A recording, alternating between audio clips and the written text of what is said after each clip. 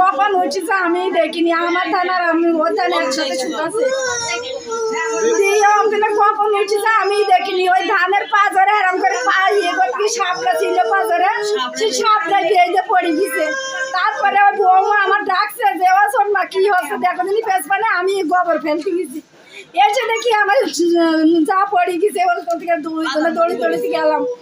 কখন উঠেছে আমি নিজেই দেখিনি। আমি কালকে থেকে মানা করছি তোমার শরীর টলছে তুমি যেও না, আমার কথা শুনলে না। আমি 100 বার বলছি তুমি উঠোনে ধান শুকো, তাও শুকলে না। সেই ওর চেনি তাই জন্য যে ধান আমার ছেলে ছোট ছেলে তুলি দেবে সকালবেলা ধান বলতে